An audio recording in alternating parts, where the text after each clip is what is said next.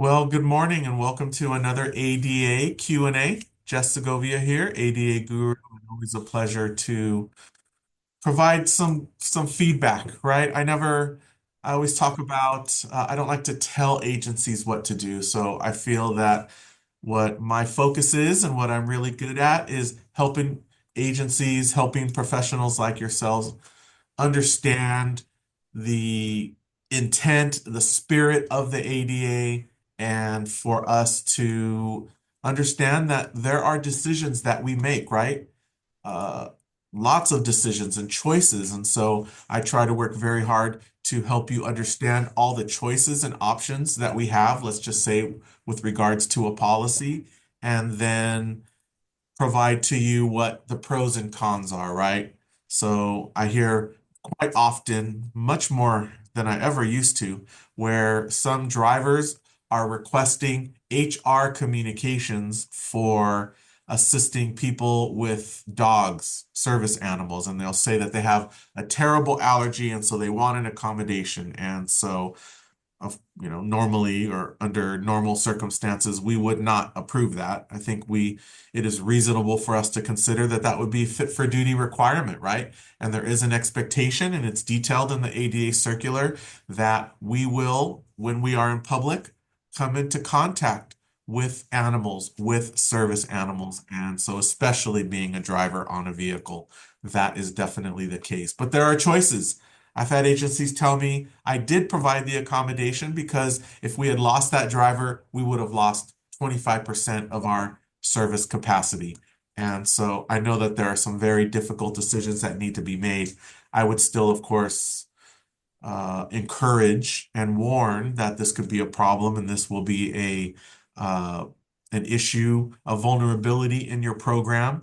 We talk a lot with ADA compliance about uh, liability and safety, right? And so, of course, when we are assisting people with disabilities, whatever their disability may be, that is why the ADA requires us, and we work very hard to train our staff to proficiency, to be experts in their job. And all of you, I'm sure, are experts in the work that you do as well. And so, we do have a question here. Let's see here. Are there any rules or laws that state that access or dial ride drivers need to have CPR for employment? There is nothing in the ADA that I am aware of with regards to requiring CPR. Um,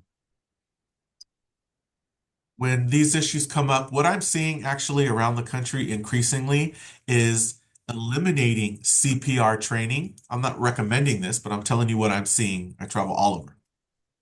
Eliminating CPR training and instead implementing a policy that says in a medical emergency, call 911, pull over to a safe location and call 911.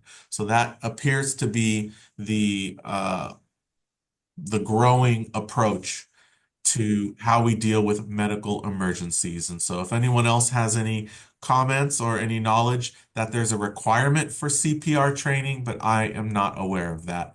It's much more complicated than simply pull over, call 911, of course, because inherently we want to help people. And so when someone is sick, having an issue, of course, we want to assist in some way, which is why those of you that have taken my trainings, you know how encouraging I am to allow people with disabilities to bring personal care attendants. And especially in paratransit, I hear over and over where transit professionals feel like, oh, we're being taken advantage of because they're saying that their wife is their personal care attendant, so they don't have to pay the companion fare. And quite frankly, my perspective has always been, I don't care.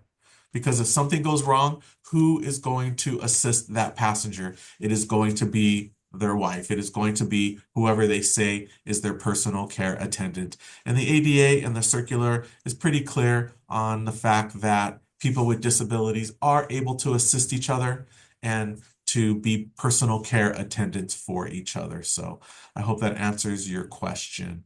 Another question here in the chat. What are all of the mobility devices that can be used on a wheelchair lift and be ADA compliant? Whoa. Well, number one, I am not a fan of calling the lift the wheelchair lift.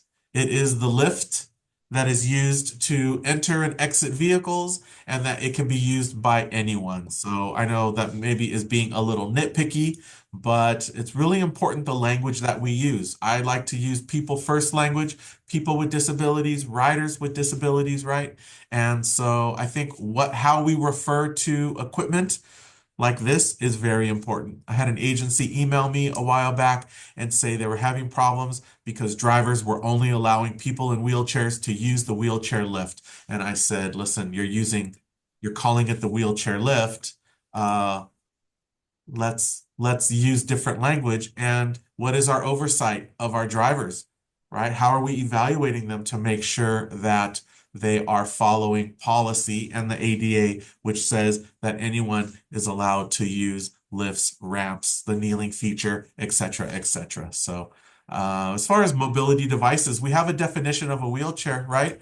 Definition of a wheelchair is three or more wheels, usable indoors, designed, used, modified by people with mobility disabilities. So, literally anyone or any type of device that fits in that definition would be considered a mobility device. And so, a tricycle, for example, a three-wheel bike, it meets all elements of that definition, except it was not designed for use by people with mobility disabilities, right? It was used to transport people, but not specifically people with disabilities and with mobility disabilities. And so that's why, by definition, a three-wheel bicycle would not fit in there. So, and I did, a couple weeks ago, show a picture of someone that had put a dinner chair onto the base of a wheelchair. And so we talked about that, and my conclusion was, yes, it's a wheelchair. It was modified for a person with a mobility disability. And so we have to be really careful not to be overly strict or stringent unnecessarily. Okay, that can get us in trouble because we are not supposed to have any practices that prevent people from using our services or discourage them from using our services. And so, for example, a policy that says that if a wheelchair is missing a wheel, it will be denied service. I would suggest that that is not a compliant policy, because just because a wheelchair is missing a wheel, it doesn't mean that there is an unsafe situation. And that you all know, and those of you that have taken my trainings, especially, that we have guidance on denial of service, and we can deny if someone is creating a seriously disruptive environment for others, right? And so we can't deny service and act on something in anticipation of an unsafe situation. We make decisions based on experiencing an issue, and then we deal with an issue. So hope that answers your question. Here's one from Candace. Hi, Candace. Our agency is 100% demand response. Okay. We have a passenger that is unable to control their bodily function. Would that be considered a direct threat to the health and safety of others in order to require an attendant that can take care of the mess left on the vehicle? Oh boy. Well, number one, yes, soiling oneself. Not just the smell of urine or feces, right? We've talked in trainings that that doesn't really meet the standard, because usually, almost never, does smell cause an unsafe situation. It tends to fall in the category of annoying, although smell could, of course, make people sick. I just don't hear that people are getting sick because of smell. So that's why I say the vast majority of times odor is annoying. It is disruptive, not seriously disruptive. So yes, if someone urinates and there's urine all over the vehicle or feces on the vehicle, that does meet the standard for denial of service. But we have to remember the ADA is very clear that we cannot require that a person travel with a personal care attendant. Okay, so what we do is we document the unsafe conduct issue, and then we reach out to the family. Is there a pattern of it? Or is it so serious that we cannot experience something else like this again? We would reach out to the rider and or their family and let them know that there is this seriously disruptive situation. We should refer to the ADA. We should refer to our policies. And I hope you have a documented policy that states, right, we will deny service under certain circumstances, etc. And then we can let them know that we need this issue remedied. And when they have a solution to recommend, to please let us know. We can recommend solutions include traveling with a personal care attendant, wearing an adult diaper, whatever else we can come up with, but we cannot actually demand that a person with a disability be required to be transported with a personal care attendant. So that would definitely be stepping over the line, as they say. So I hope that answers your question, Candice. And we do, these are all the types of issues we go into a deep dive into all of the operating requirements of the ADA. And I do have an ADA compliance requirements webinar coming up. So check my website, adaguru.co, and you'll see that there. It's an excellent first training to take to set the foundation for the rest of the work that we do and the work that you do. Here is a question from Robbie. Gold Coast, GCTD, Gold Coast Transit District. Hello, Robbie. For phone report workbook, what hours should we be pulling for this report? We take reservations daily from 8 a.m. to 5 p.m., but our service goes until 12 a.m. Phone report workbook. I'm not actually familiar with that term. The ADA says that we need to take reservations at a minimum during our normal office hours. So it sounds like 8 a.m. to 5 p.m. are your normal office hours. And so yeah. Hi, Jess, can you hear me? Hi, yeah, go ahead. Hi, I can help provide some clarification. This Oh, is thank you. Cynthia from Gold Coast. Robbie and I work together. Great. We were just through your training a few, last month, and you know that we just brought demand response in-house. Yes. One question that came up is, we have to report, wait times, Okay. hold times on our reservation line as to Mm-hmm. not have excessive wait times. One of the things that happened when we brought the service in-house was we changed our entire phone system, right? So we're having this a little bit of issue. Our question more that I asked Robbie actually was, do we have to report the wait times only during the reservation period, 8 a.m. to 5 p.m.? Or we offer service, it's comparable to fixed route. So until I think actually it's not quite 10 a.m., it's about 10:15 p.m. So if we provide paratransit service until 10:15 p.m., at which point they cannot make a reservation, but they can call in to the service, do we have to report those wait times or just during the reservation period of 8 to 5?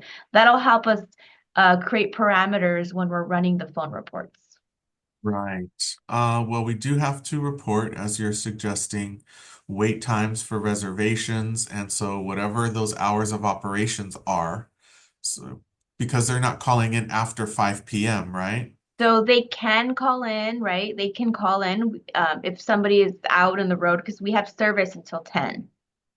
So we only take reservations for the next day between 8 to 5, but the Uh-huh. lines remain open past 5 if you have an issue or you need to get a hold of I see. a dispatcher or you need to Yes. we don't leave people stranded out on the road, right? Since we do have service out until 10. If Yes. an issue were to come up, we do have a phone number you can call. I think it just goes to one of our reservationists, but they're working under a dispatch, hat at that point, but they are available to take any questions in case an issue were to arise between 5 and 10 p.m. Does that make sense? Okay. Yeah. So those are two different functions. Between 8 and 5 would be our reservations Right. Right. standard. And then after that is sort of like operations monitoring. Correct. And Yes, that was so, our question. And if somebody yeah, calls yeah. in and they're on hold for 10 minutes because the dispatcher is busy, Right. does that count against us? Or what parameters do we set when we are running these new reports? Yeah, I would say that those are two different things, and I encourage you to keep data on both. Okay, But yeah, 8 to 5 is reservations. That's the 8 one to I'm 5. really going to be looking at because Okay. I have a client that had a pattern of unreasonably long hold times on their phone, and it got written up in their Tranio review, and eventually the DOJ came knocking. And so, yes, that is the very, very important, serious one. But the more data we have that we are able to share when it's requested, the more transparent our agency appears. And so, and we want to, especially when someone is having an operational challenge and they need to call in for assistance.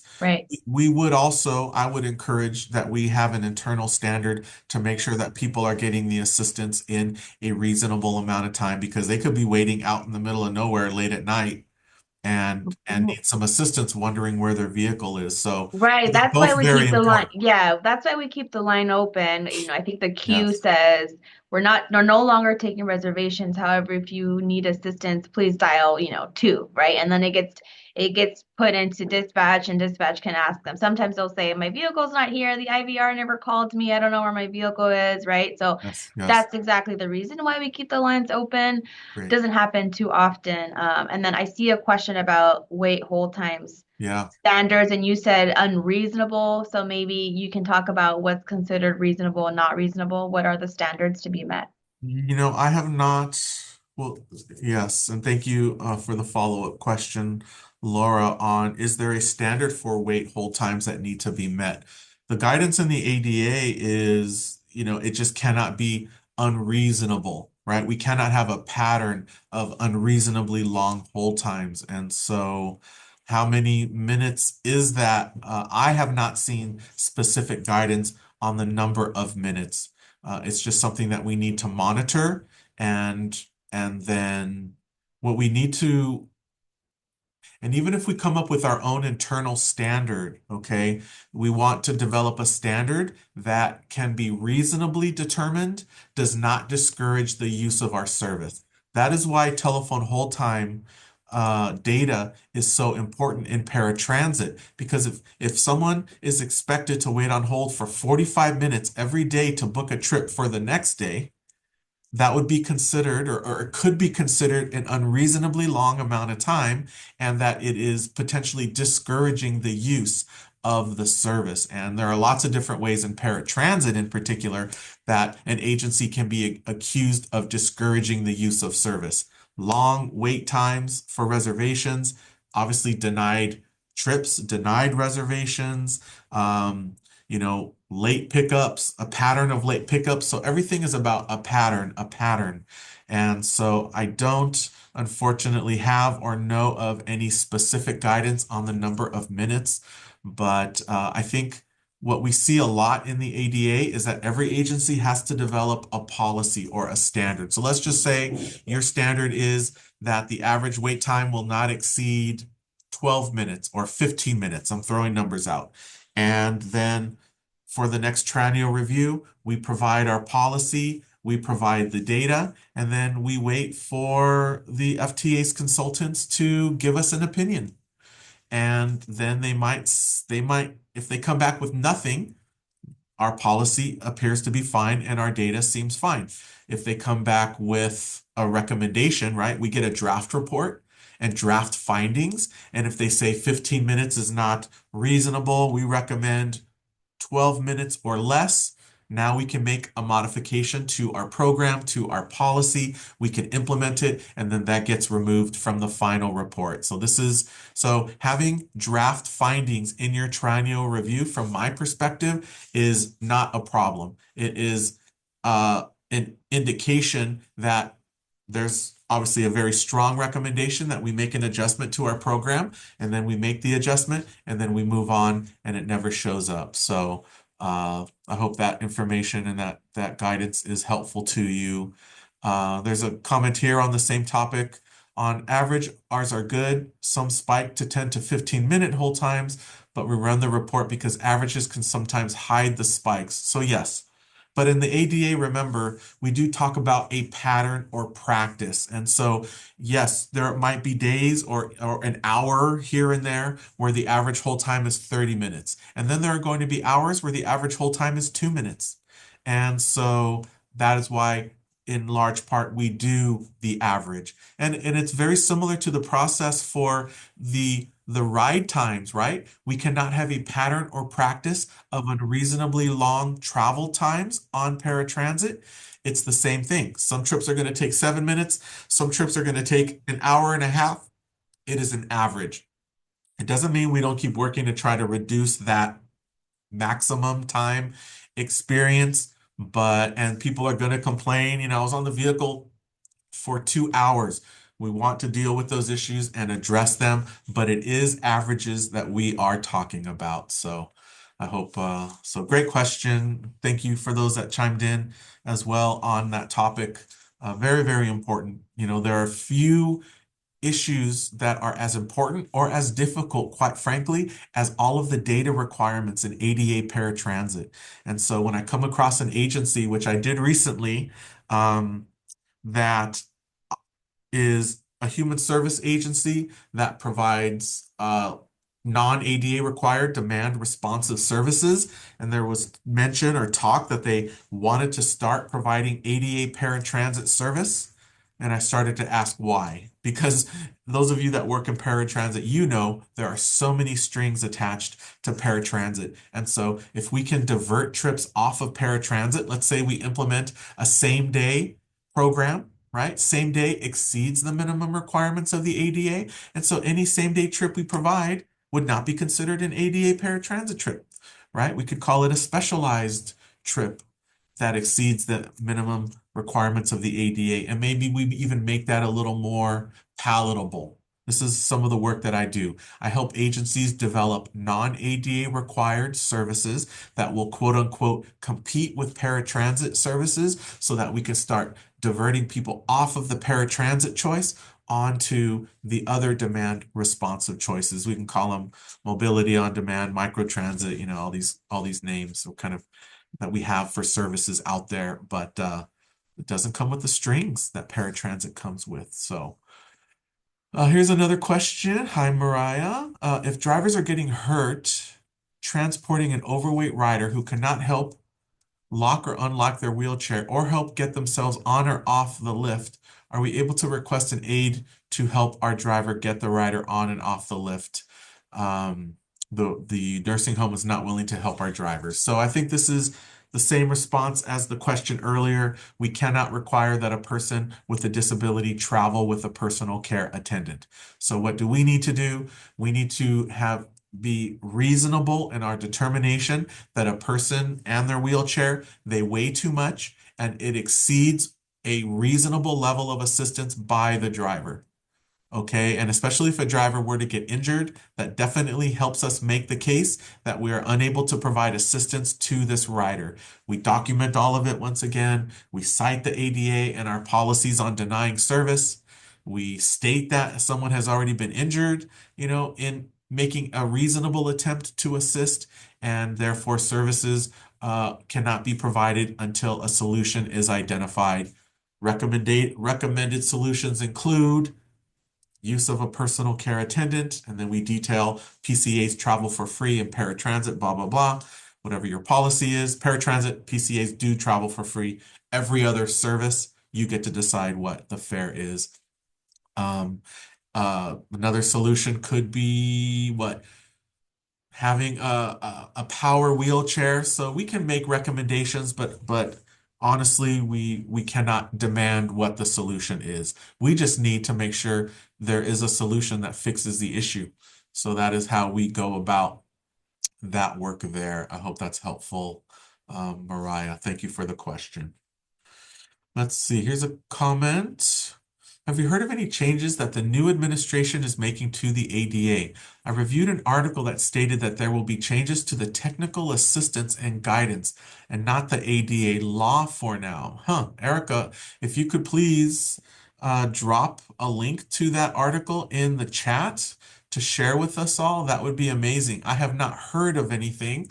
The transit professionals that I've been speaking to with regards to the new administration in Washington has been around concerns about funding being eliminated and maybe public transit not being a priority for this administration. And so I think we're all a little concerned for projects that we might have that receive federal funding. We've already heard of a couple here in California that I think they're trying to kill. And so that is all I have heard. I'm sorry. But I will look into that a little more. And yeah, if you could uh, share that article with us, that would be very, very helpful. Thank you. Here's a question. Are we able to make arrangements for certain special arrangements for certain passengers? Can you expand on that? What do you mean by special arrangements? Not quite sure. Go ahead. Are we allowed to monitor certain passengers and if their trips are running late or something like that, are we able to just those particular monitored people able to send out a somebody to go pick them up so they're not late? Hmm. Why certain people? What is the characteristic about these particular people you're talking about? Maybe people who have history of complaining. Oh, I see. So you're talking about because they're complaining and driving your numbers up, sort of the squeaky wheel gets the oil type concept. And so having monitoring their service in particular in order to try to eliminate any complaints and any service issues they're having. Correct. There's nothing in the ADA about this specifically. What I would say to you is that I think we can have, in general, any number of practices that we want as long as we are ensuring the equitable delivery of services out there. So what does that mean? An example of that would mean that I don't think it would be reasonable for us to focus on these 10 complaining riders to make sure they get what they need, and now we're making other riders late because of it, right? If we have a route and we skip a pickup of someone and we drive past their home to go pick someone else up because they're complaining, and then we come back. So now we picked up the complainer on time, but now we picked up the other person that was actually to be picked up along the route sooner. And now it's yeah, so that's tricky, but I think there's probably a way that it could be done. Um, there are lots of things we can do as accommodations. Some people can ask for an accommodation not to be share ride. There are um, lots of different ways to address that. So I guess in a nutshell, maybe these practices aren't a problem. We just need to make sure it is not negatively impacting the service experience of other people. Does that help? I hope that helps. So thank you. Looks like we have some article links posted into the chat. So that's wonderful.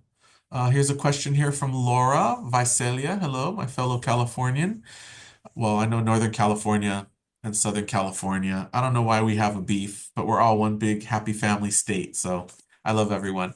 I was told in a triennial training that our services for Dollaride need to match the fixed route services, not for Dollaride unless your Dollaride is your ADA paratransit service, but you just call it Dollaride. I'd Correct. like to confirm that the last bus leaves our transit at 9 p.m. However, the last pickup before it heads back to transit is 10:08. So when does our paratransit service have to end?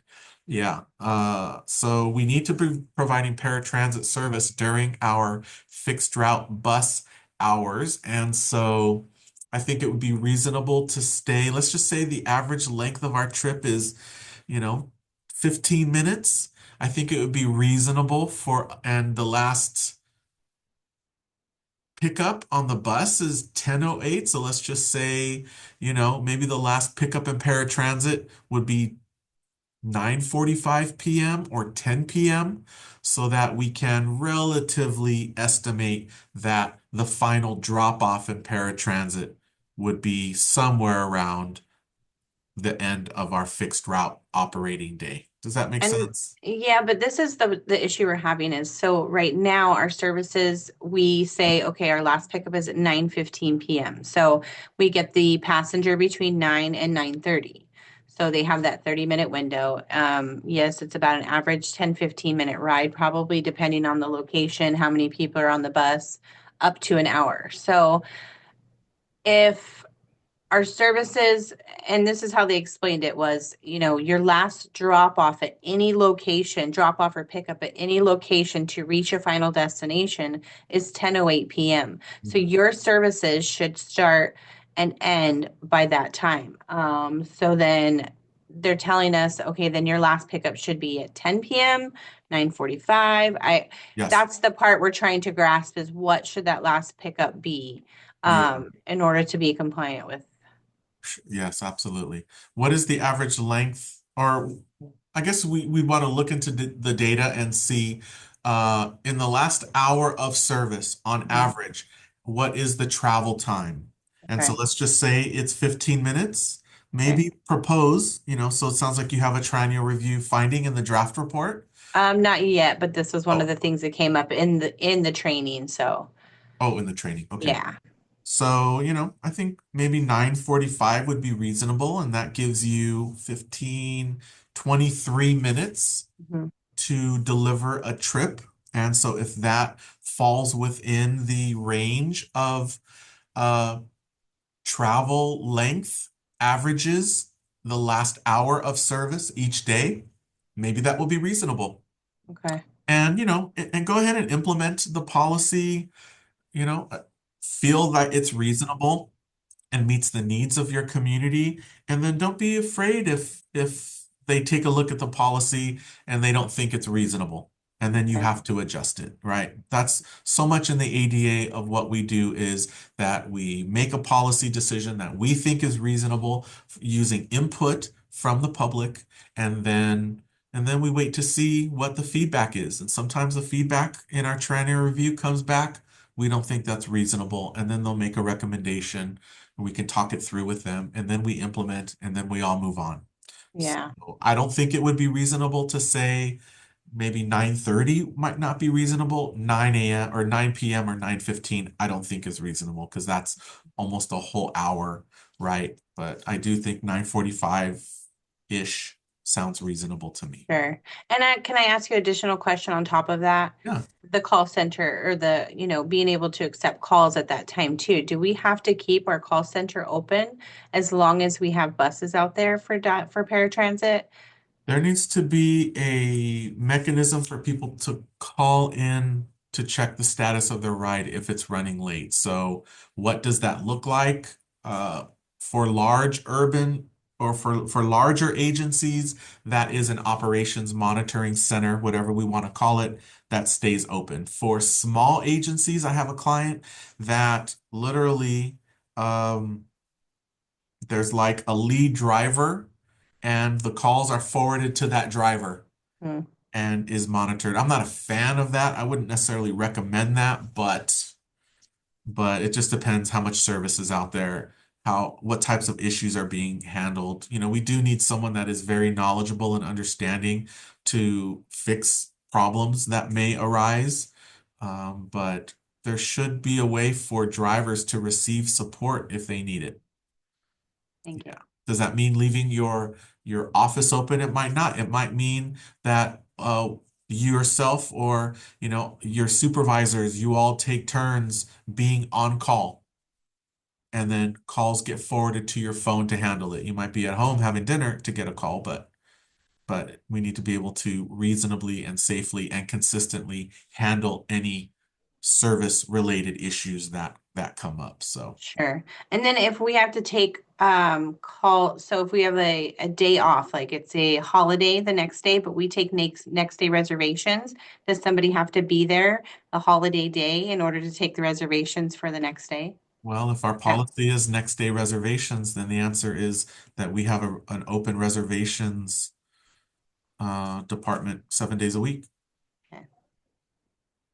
Now, there are other ways agencies are taking reservations, online or on an app, but the primary way, and I think we will always have, is the ability to call in, right, to make a reservation. And we offer these other things as choices. But yes, if that's what Okay. our policy is, then we should be working to that policy. Thank you. Yeah. I mean, I do know of some agencies, they have like they don't take reservations on the weekends, but they have they call it a 3 day. Theirs is you can call up to 3 days in advance. So you call Friday for Monday, right?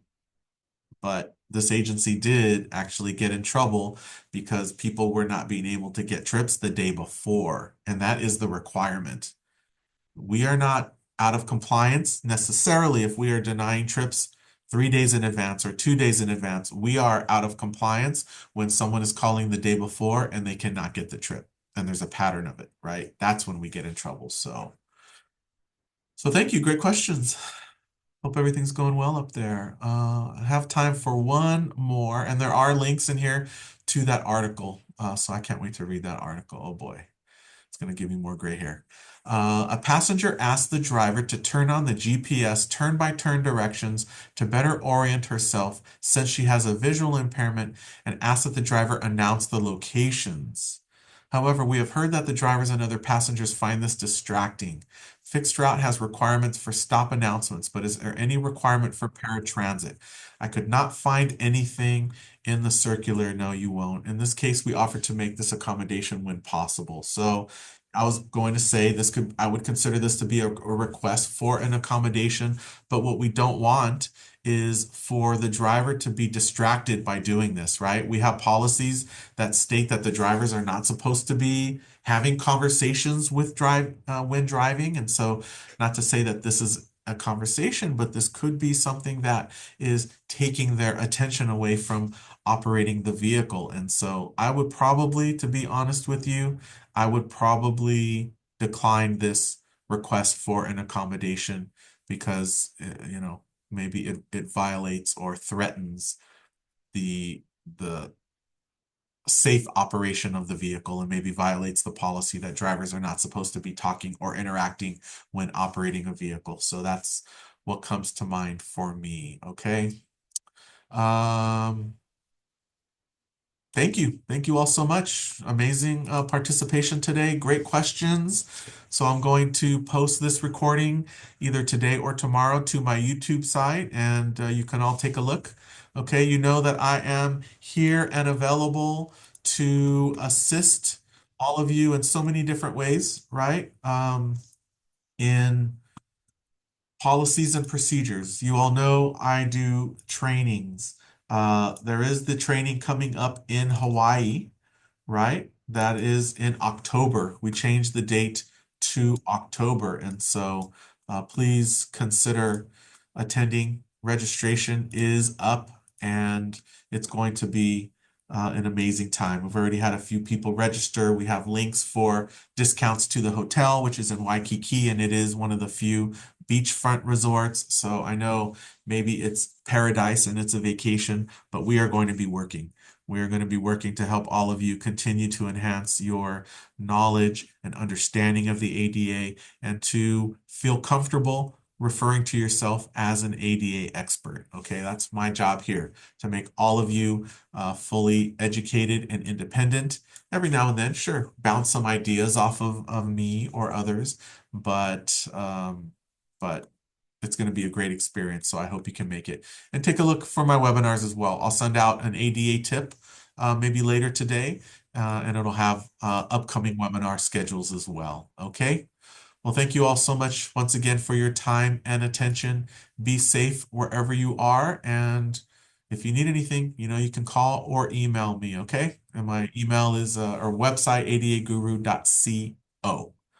Have a wonderful day, everyone. Take care.